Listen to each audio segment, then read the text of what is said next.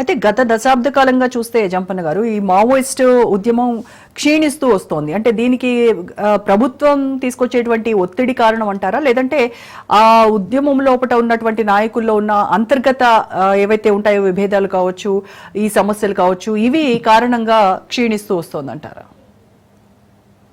అంటే అది దెబ్బతినడానికి ఒకే కారణం కాదు. అది ఒకే కారణం అంటే ప్రభుత్వం అంటే బలము అనేది అదొకటే కారణం కాదు. వాస్తవంగా బీజేపీ గవర్నమెంట్లోకి వచ్చిన తర్వాత ఈ ప్రభుత్వం కాకుండా కూడా గత కాంగ్రెస్ ప్రభుత్వం అయినా ఏ ప్రభుత్వం అయినప్పటికీ తప్పనిసరిగా తన బలగాలను ఉపయోగించి అక్కడ అణచివేతను కొనసాగిస్తాయి, సాధారణమే అది. అయితే ఈ అణచివేత మూలంగానే ఆ మావోయిస్టు పార్టీ దెబ్బతిన్నది అంటే తగ్గిపోతుంది అనేది కాదది. దానికి ముఖ్యమైన కారణం కూడా ఏంటంటే ఆర్థిక రాజకీయ విషయాల్లో ఆ కారణాలు ఉంటాయి. ఆ కారణాలకు సంబంధించి వచ్చినప్పుడు ఈ దేశంలో అంటే వాళ్ళు ఆనాడు ప్రారంభించినప్పుడు 70 లోపట నక్సల్బరీ ఉద్యమం ప్రారంభమైనప్పుడు ఉన్న పరిస్థితులు ఇవాళ ఆ రకంగా ఉన్నాయా లేవా అనేది ప్రశ్నించుకోవాల్సి వస్తుంది. అంటే 53 సంవత్సరాలు గడిచిపోతుంది కాబట్టి ఈ 53 సంవత్సరాల లోపట దేశంలో ఏ మార్పులు వచ్చినాయి? మార్పులు అన్నట్టు దోపిడీ ఉన్నది, అది వేరే విషయం. దోపిడీ ఉన్నప్పటికీ అనేక రకాలుగా ఈ మార్పులు ఏవైతున్నాయో ఈ మార్పులు ఆ పార్టీ పరిగణలోకి తీసుకోవాలి. ఆ పరిగణలోకి తీసుకొని తన విధానాలు కూడా మార్చుకోవాల్సి ఉంటుంది. అది మార్చుకోకపోతే పార్టీ ఏదైతే ఉందో తన యొక్క డెవలప్మెంట్ లోపట అది ఉండదు, తగ్గుతుంది అది. కాబట్టి ఒక వంక మొత్తం వ్యవస్థకు సంబంధించిన విషయాలు ఉంటాయి. రెండో విషయాలు కూడా ఏంటంటే ఇలా ప్రభుత్వం ఏదైతే దాడి చేస్తుందో ఆ దాడిని ఎదుర్కోవడానికి సంబంధించింది కూడా ఏ రకంగా దాన్ని ఎట్లా కాన్ఫరెన్స్ చేస్తుంది, ఏ విధానాలు అవలంబిస్తుంది, అది రాజకీయ విధానాలు ఏంటి, తర్వాత మిలిటరీ విధానాలు ఏవైతున్నాయో ఇవన్నీ కూడా కీలకమైన విషయాలు. కాబట్టి ఆ పార్టీ ఇప్పుడు ఈ మధ్య కాలంలో సెప్టెంబర్ 21 అంటే పార్టీ వ్యవస్థాపక దినోత్సవ సందర్భంగా ఏంటంటే వాళ్ళు ఒక సందేశాన్ని కూడా రిలీజ్ చేసారు వాళ్ళు ఈ మధ్య కాలంలో 4-5 రోజుల క్రితం. కాబట్టి దాంట్లో కొంత పేర్కొన్నారు వాళ్ళు, కొంతవరకే పేర్కొన్నారు వాళ్ళు. కానీ ఇంటర్నల్ గా వాళ్ళు ఏమి రాసుకున్నారో మనకేం తెలియదు. అది ఏమైనప్పటికీ ఆ పార్టీ ఏదైతుందో స్ట్రగుల్ చేస్తుంది. అయితే ఆ పార్టీ చాలా కాన్ఫిడెన్స్, అంటే ఈ మధ్యలో వాళ్ళు రిలీజ్ చేసిన సందేశంలో చాలా కాన్ఫిడెన్స్ వ్యక్తం చేసారు వాళ్ళు. కగారును ఎదుర్కొంటామేమో, దాన్ని ఓడించి తీర్థం అనేది ఉందో వాళ్ళు అందులో కాన్ఫిడెన్స్ వ్యక్తం చేసినారు. వాళ్ళ పార్టీని వాళ్ళ శ్రేణులను మోటివేషన్ చేసుకుంటున్నారు. కరెక్ట్. అయితే మావోయిస్ట్లో తమ ఉద్యమం ఎందుకు చేస్తున్నారు అన్నప్పుడు మేము గిరిజనుల కోసం, భూమిపుత్రుల కోసము, అణగారిన వర్గాల కోసం మేము ఈ ఉద్యమం నేపథ్యాన్ని ఎంచుకున్నాము అని చెప్తూ ఉంటారు.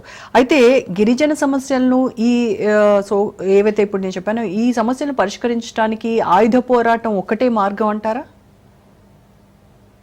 మావోయిస్టు పార్టీ వాళ్ళు ఎన్నడైనా అంటే ప్రారంభించినప్పటి నుంచి కూడా అంటే నాకు 35 years నాకు తెలుసు కాబట్టి మావోయిస్టు పార్టీ ఓన్లీ సాయుధ పోరాటమే ఏకైక మార్గం అని ఎన్నడూ చెప్పలేదు. అప్పుడు చెప్పలేదు, ఇప్పుడు చెప్పలేదు, ఎప్పటికీ చెప్పది.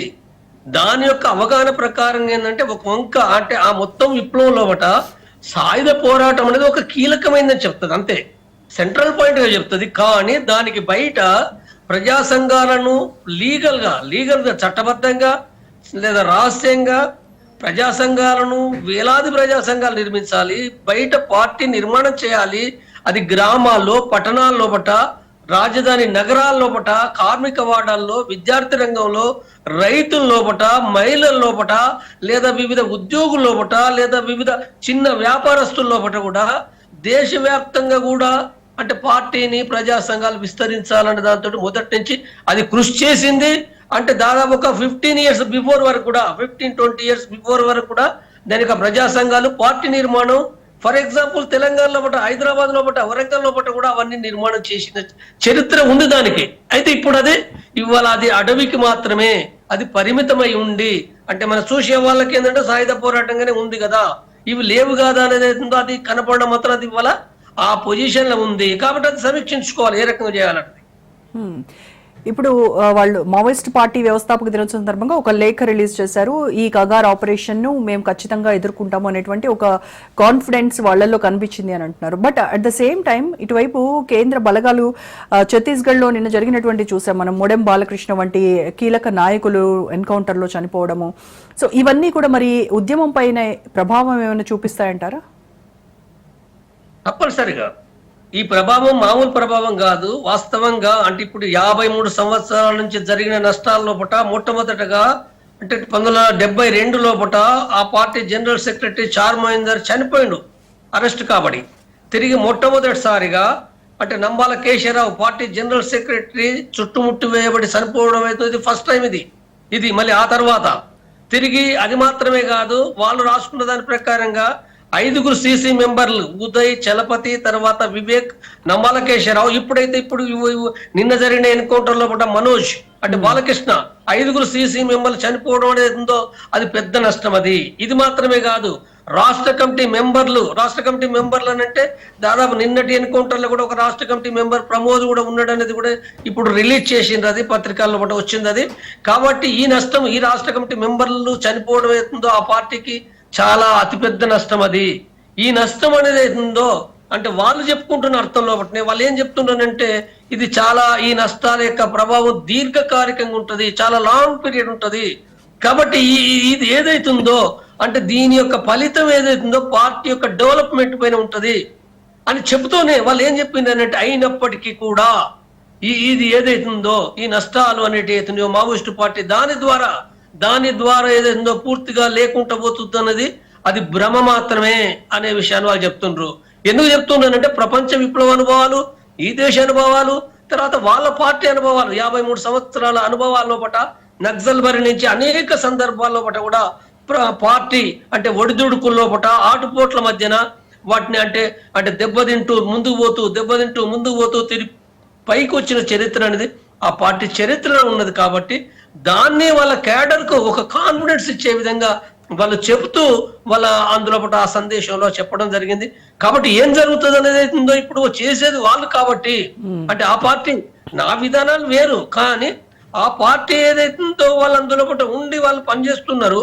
కాబట్టి ఆ సందేశంలో మాత్రం వాళ్ళు వ్యక్తం చేసింది అంటే 2026 మార్చి నాటికి దీన్ని నిర్మూలించడం అనేది అది అసాధ్యమైన పని అని చెబుతూనే ఇంకోటి ఏం చెప్పినట్టు వాళ్ళు ఈ సంవత్సర కాలంలో 326 మంది తమ పార్టీ కార్యకర్తలు చనిపోయినప్పటికి కూడా ప్రభుత్వ బలగాలను కూడా 70 అంటే సుమారు 50 మంది పైగా చంపిన విషయాన్ని ఏంటంటే వాళ్ళు ప్రకటించారు. వాళ్ళు 50 మంది లోపల కూడా అయితే చంపినప్పటికి కూడా అంటే ప్రభుత్వ బలగాలు వాళ్ళు అవి చెప్పటం లేదు, అన్ని దాచిపెడుతుండ్రు. ఒక కావాలని కూడా అంటే చెప్పటం లేదు, చెప్తే పోలీసు బలగాల మోరల్ దెబ్బతింటదన్న దాంతో చెప్పటం లేదనేది ఏందో వాళ్ళు చెబుతూ అంటే దీనిని ఎగ్జాంపుల్ చెప్తూ ఖచ్చితంగా కూడా మేము దీన్ని ఓడిస్తాము అనేది వాళ్ళు చెప్తున్న విషయం. అయితే మావోలు చర్చలకు మేము సిద్ధంగా ఉన్నామని చెప్తున్నా కూడా ఇటు ప్రభుత్వం మాత్రము ఆయుధాలు వదిలిపెట్టి రావాలి అనేటి ఒక షరతు పెడుతున్నారు. అయితే మరి ఈ వీళ్ళిద్దరి మధ్య చర్చలు సక్సెస్ అవ్వాలంటే ఏం చేయాలంటారు? అసలు మీకున్నటువంటి ఎక్స్పీరియన్స్ ప్రకారం, మీరు చూసినటువంటి దీని ప్రకారం ఈ మావోయిస్టులతో ప్రభుత్వాలు జరిపినటువంటి చర్చలు ఏ రోజైనా సక్సెస్ అయిన చరిత్ర ఉందంటారా?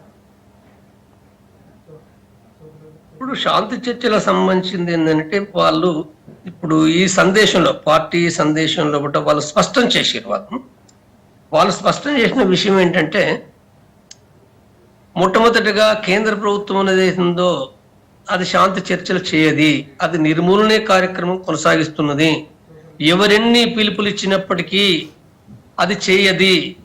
తర్వాత ఇది చెప్తూనే ఈ పార్టీయే కాదు, ఈ ప్రభుత్వమే కాదు, మరొక ప్రభుత్వం ఏ ప్రభుత్వం అయినా నిర్మూలన లక్ష్యంగానే కొనసాగిస్తుందని చెప్తూనే మావోయిస్టు పార్టీ తన యొక్క విప్లవాన్ని విజయవంతం చేయాలంటే తప్పనిసరిగా ఏదైతే ఇప్పటి వరకు కొనసాగిస్తున్న సాయుధ పోరాట మార్గం ఏదైతుందో దాన్ని మరింత బలంగా కొనసాగించాలి. ప్రజల్ని ఆర్గనైజ్ చేసుకుంటూ వర్గ పోరాటాన్ని అభివృద్ధి చేస్తూ గెరిల్లా యుద్ధాన్ని తీవ్రతరం చేయాలనే విషయాన్ని ఏంటంటే వాళ్ళందరూ చెప్పారు. ఇది చెప్తూనే ఈ విషయాన్ని చెప్తూనే ఇంకొక విషయం శాంతి చర్చలకు సంబంధించి ఏం చెప్పిందంటే ప్రజలు శాంతి చర్చలు కోరుతున్నారు, ప్రజా సంఘాలు కోరుతున్నాయి, మేధావులు కోరుతున్నారు, దేశవ్యాప్తంగా కోరుతున్నారు. కొన్ని రాష్ట్రాల్లో వాళ్ళు ఉదాహరించింది 9 రాష్ట్రాల్లో ఎంతో చెప్పారు. వాళ్ళు 9 రాష్ట్రాల్లో కూడా ప్రజలు కూడా కోరుతున్నప్పటికీ కూడా ప్రభుత్వము మొండిగా తిరస్కరిస్తూ నిర్మూలిస్తుంది. కాబట్టి ఇది మేము మా వైఖరి అంటే మావోయిస్టు పార్టీ వైఖరిగా చెప్పాలనుకున్నప్పుడు మేము ఎప్పుడైనా శాంతి చర్చలకు మేము సిద్ధమే, అప్పుడైనా ఇప్పటికీ కూడా మేము సిద్ధమే. కానీ శాంతి చర్చలు జరగాలనంటే కగార్ అనేది ఉందో దాన్ని ఆఫ్ చేసుకోవాలి, ఉమ్, ఎన్కౌంటర్లను బంద్ చేయాలి, క్యాంపులను ఎత్తివేయాలనేది ఉందో వాళ్ళ యొక్క పార్టీ నోట్లో బట్ట వాళ్ళు ప్రకటించారు. కాబట్టి ఇప్పుడు ఇది స్పష్టంగా ఉన్నది ఏంటంటే ఇప్పుడు చర్చలు జరగాలనంటే కేంద్ర ప్రభుత్వం ఆధీనంలో మాత్రమే ఉన్నది. అది చెయ్యాలనుకుంటే ఇప్పటికీ వాస్తవంగా నేనేమంటున్నంటే అంటే నేను పర్సనల్ గా నేను చెప్పే విషయం ఏంటంటే ప్రభుత్వానికి చాలా ఎక్కువ బాధ్యత ఉన్నది. ప్రభుత్వం ఏదైతుందో అంటే దేశంలో శాంతి భద్రతను కాపాడే డ్యూటీ ఉన్నది రాజ్యాంగ ప్రకారంగా. దాని ప్రకారంగానే ఆ శాంతి భద్రతలు కాపాడాలనంటే శాంతి చర్చలు అనేటివి కూడా అదొక బెస్ట్ మెథడ్ అది. కాబట్టి తప్పనిసరిగా మావోయిస్టు పార్టీని చర్చలకు ఆహ్వానించి చర్చలు జరపడం ద్వారా మావోయిస్టు పార్టీ ఆలోచించడానికి అది అవకాశం ఏర్పడుతుంది. ఇది భారతదేశంలో కాదు, ప్రపంచంలో ఎక్కడైనప్పటికీ అంటే ప్రభుత్వాలు తప్పనిసరిగా వాళ్ళని చర్చలకు పిలిచి ఆ రకంగా మాట్లాడినప్పుడే ఆ సమస్య సాల్వ్ అయినాయి. ఆ పార్టీలు సాయుధ పోరాటాన్ని విరమించినాయి, శాంతి లభించింది. అంటే శాంతి అంటే ఈ అర్థంలో. కాబట్టి ప్రభుత్వం ఏదైతే ఉందో అది ఇప్పటికీ ప్రజలు ఎంతమంది మాట్లాడినా వినకపోవడం అది ఒక విచారకరమైన విషయం. ఇప్పటికీ కేంద్ర ప్రభుత్వం ఆలోచించాలనేది నేను విజ్ఞప్తి చేస్తున్నాను.